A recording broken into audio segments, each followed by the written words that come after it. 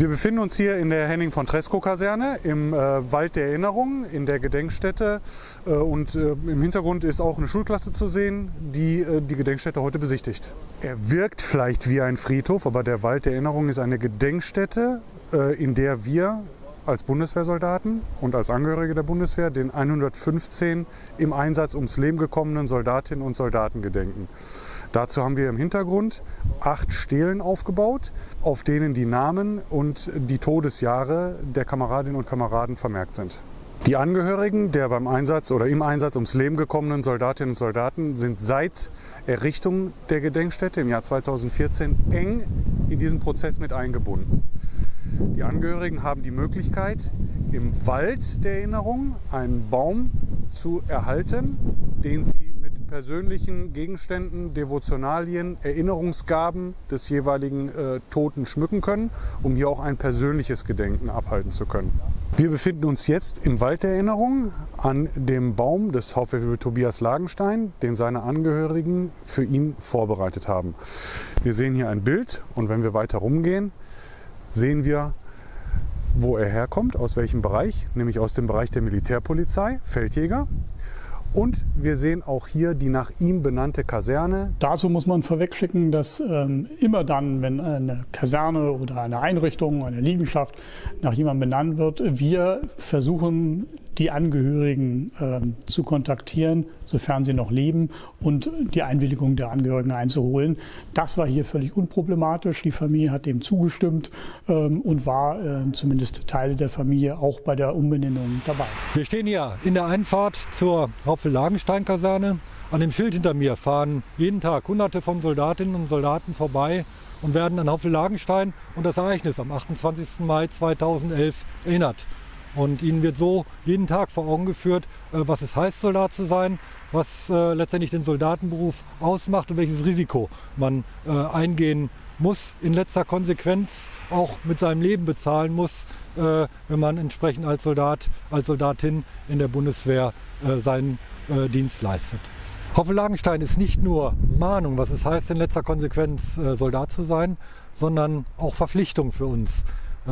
Als Vorgesetzte das richtige Personal für die richtige Aufgabe auszuwählen und gerade hier in der Schule alles dafür zu tun, dass unser Personal optimal ausgebildet wird und auf Einsätze im In-, aber insbesondere im Ausland auch vorbereitet wird.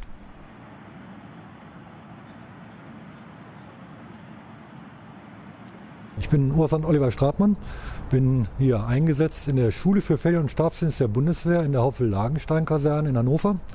Und bin Leiter des Übungszentrums Feldjäger Bundeswehr, einem von 4 Bereichen hier, die sich mit der Ausbildung beschäftigen. Und wir stehen hier am Platz der Erinnerung. An diesem Platz, man sieht es im Hintergrund, hängen Tafeln von seit Aufstellung der Bundeswehr aufgelösten Dienststellen. Das sind die rechteckigen Tafeln.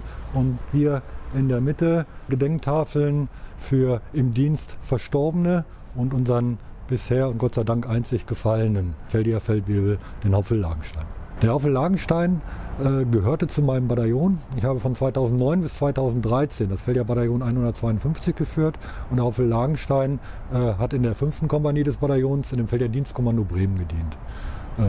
Am 28. Mai, an dem Tag seines Todes, war ich auf dem Weg zu dem Geburtstag meines Stellvertreters. Es war ein Samstag, ein später Nachmittag, als mich der Anruf aus dem Einsatzführungskommando ereilte mit der Nachricht, dass ich einen meiner Männer im Einsatz verloren habe, dass Hauptfeldt-Lagenstein gefallen ist und ich wurde beauftragt, entsprechende Maßnahmen einzuleiten und dafür zu sorgen, dass jetzt möglichst schnell, so ist es üblich dann in einem solchen Verfahren, die Todesnachricht an die Angehörigen überbracht wird, bevor dann entsprechend das Ministerium, das Einsatzführungskommando und verantwortliche Stellen an die Öffentlichkeit treten und entsprechende Nachrichten dann auch offiziell bestätigen.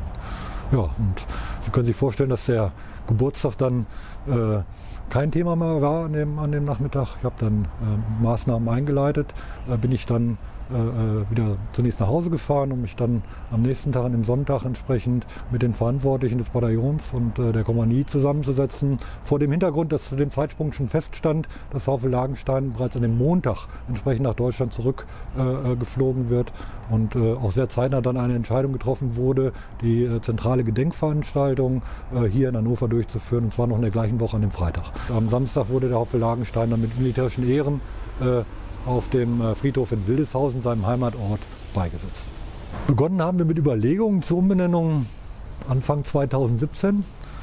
Nach der Feststellung, dass man mit den damaligen Namen dieser Kaserne, Emmerich-Cambrai, heute nicht mehr ganz so viel anfangen kann. Also insbesondere die jungen Kameraden wussten dann nicht mehr auf Anhieb, wer der Herr Embich gewesen ist oder letztendlich, was sich in Cambrai im Ersten Weltkrieg zugetragen hat. Und so kam es letztendlich dann durch Soldaten vorangetrieben zu den Überlegungen, die Kaserne umzubenennen. Und dann kam man auch relativ schnell auf den 2011 gefallenen Hauptfeld Lagenstein. Und so wurde der Vorschlag dann gemacht, begründet, auf dem Dienstweg vorgelegt. Und wie Sie wissen, wurde dann die Kaserne im März 2018 umbenannt. Also die in der Kaserne arbeiten und ihren Dienst verrichten, das sind diejenigen, die mit einem Namensvorschlag kommen müssen. Das Bundesministerium der Verteidigung hat zwar auch eine Liste möglicher Kasernennamen, das sind aber mehr Anregungen. Entscheidend für die Auswahl ist zunächst erstmal die Truppe vor Ort, die einen Namensvorschlag macht.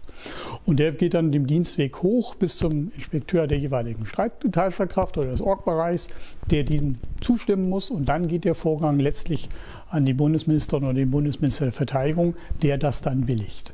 Aber nochmal, entscheidend ist zunächst erstmal die Auswahl durch die Truppe. Beim Hauptfeld Lagenstein kommt natürlich jetzt noch hinzu, er ist ein Protokolunteroffizier gewesen.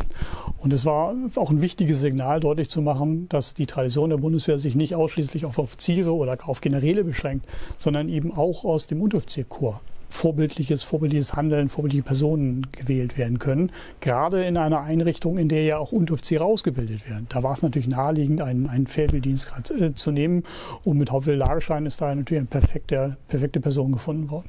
Und dann kam es gerade quasi per Zufall so weit, dass man so weit war, dass man die Kasernenumbenennung tatsächlich angehen konnte. Und justament in diesem Zeitraum fiel auch der Erlass des neuen Traditionserlasses. Und dann wurde das zum Anlass genommen, die Kasernenumbenennung eben auch zu nutzen als Hintergrund für das Zeichnen des Traditionserlasses. Augen rechts!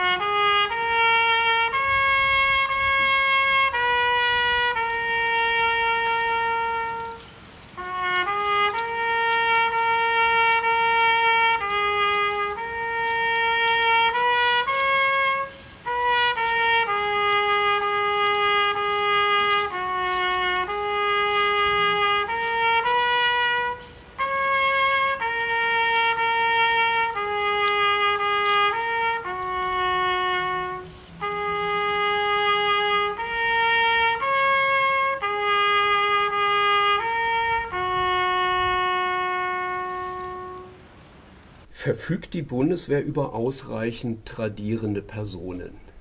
Ich denke ja. Wenn wir uns vergegenwärtigen, dass die Bundeswehr ja schon länger existiert als kaiserliche Armeen, Wehrmacht und Reichswehr zusammengenommen. Schon allein von der Zeit sollte das kein Problem sein. Und dann müssen wir natürlich auch betrachten, also wir haben jetzt die jüngste Einsatzgeschichte der Bundeswehr. Davor haben wir die Bewährung im Kalten Krieg, das Zusammenwachsen von Ost und West, den Aufbau der Bundeswehr. Also wenn wir aus der Fülle der Geschichte niemanden finden würden, von dem wir sagen, diese Person ist traditionswürdig, dann frage ich mich, wo wir sie finden wollen. Immer vorausgesetzt natürlich, wir suchen jetzt nicht nur Traditionen für die Bewährung im Gefecht, sondern auch für das treue Dienen und für andere Vorbilder, die wir brauchen. Welches Gewicht haben Handwerk und Persönlichkeit in Abwägung zum Beispiel mit der Ideologie bei Soldaten außerhalb des Bundeswehrbezuges?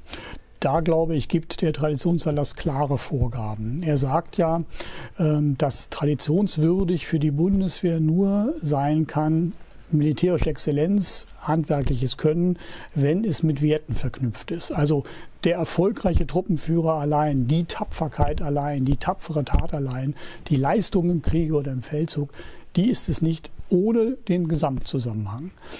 Was man eben aber auch sagen muss, ist, wir suchen keinen perfekten Menschen. Wir suchen nicht den Superhelden ohne Fehler und Tadel, den werden wir nie finden.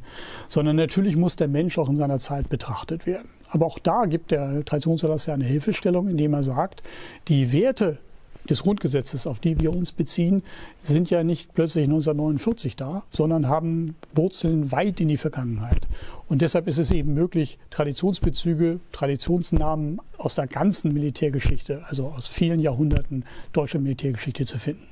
Für den heutigen Auftrag, den die Truppe hat, finden Sie oft eben auch kein wirkliches Vorbild in der Vergangenheit, weil dieser Einsatz, dieser Auftrag, der heute ist, so unvergleichlich neu ist. Wichtig ist aus meiner Sicht nochmal deutlich zu machen, der Unterschied zwischen Tradition auf der einen und Brauchtum auf der anderen Seite. Die Bundeswehr knüpft die Traditionen, ihre Traditionen an Werten. Wir wollen mit Traditionen auch Wertevermittlung machen. Das gilt nicht im gleichen Maße für das Brauchtum. Also das Singen von Soldatenliedern, die gelbe Schnur des Kompaniefeldwebels, das Seitepfeifen bei der Marine, die Truppenfarben, zum Beispiel der Feldjägertruppe, das Orange. Das ist natürlich keine Tradition, weil damit keine Werte verknüpft werden. Das ist überliefertes Brauchtum. Das muss seinen Platz haben. Das Brauchtum darf nicht im Widerspruch zur wertebasierten Tradition stehen, sondern muss sie ergänzen, auf sie verweisen. Aber es sind eben zwei unterschiedliche Dinge, die man auch voneinander trennen muss. Wie gesagt, Tradition mit Werten, Brauchtum nicht zwingend mit. In der Tat finden viele Alliierte es schon merkwürdig, wie wenig geschichtsbewusst, wie wenig Traditionsgefühl die Bundeswehr hat. Wir legen nicht sehr viel Wert im Vergleich zu anderen Nationen auf unsere Traditionen. Das mag auch damit zusammenhängen, dass die junge Bundesrepublik Deutschland ein etwas problematisches Verhältnis zu ihrer jüngsten Vergangenheit hatte. Man sehr vorsichtig war, Angst hatte, etwas falsch zu machen. Und das mag auch heute noch der Fall sein. Ich habe aber schon den Eindruck, dass da jetzt was wächst, nämlich die Bereitschaft und auch, wir sagen, dass die Offenheit dafür, Traditionen zu finden in der jüngsten Einsatzgeschichte, aber auch in der Geschichte der Bundeswehr insgesamt. Man klarer versteht, dass es nicht darum geht, den Helden zu finden oder das perfekte Vorbild, sondern jemanden, der für unseren Einsatz heute, für unseren heutigen Auftrag eine Bedeutung haben kann. Denn darum geht es bei Tradition ja immer. Tradition soll ja nicht das Bewahren von Asche sein, sondern es soll ja in die Zukunft gerichtet sein.